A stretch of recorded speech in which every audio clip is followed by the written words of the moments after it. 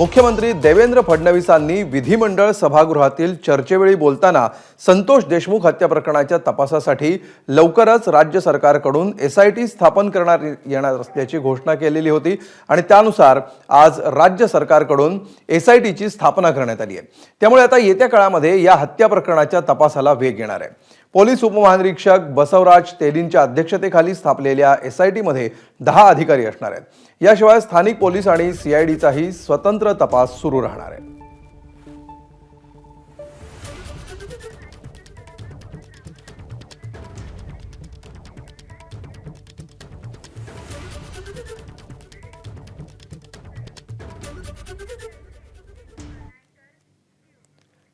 आणि याविषयी अधिक माहिती घेऊया। आमचे प्रतिनिधी गोविंद शेळके सध्या आपल्या सोबत आहेत। गोविंद, तपासाच्या दिशेने आणखी काही महत्त्वाची पावलं पडताना दिसतात, काय नेमके अपडेट्स आहेत याबाबत?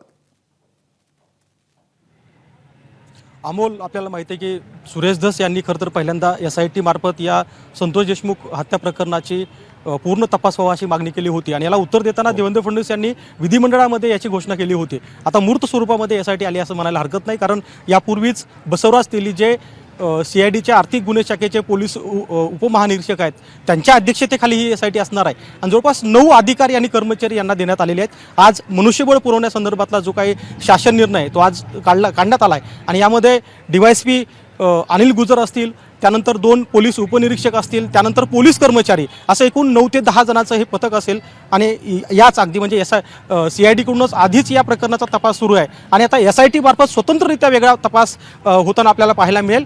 जवळपास 17-18 दिवसापासून CID तपास करते आहे आणि CID तपास करत असताना आता बसवराज तेली यांच्या अध्यक्षतेखाली जी SIT स्थापन करण्यात आलेली आहे त्याचा सुद्धा स्वतंत्र तपास सुरू होईल। त्यामुळं संतोष देशमुख यांच्या हत्या प्रकरणाच्या तपासाला आता गती मिळेल असं म्हटलं तर ते चुकीचं ठरणार नाही। अमोल,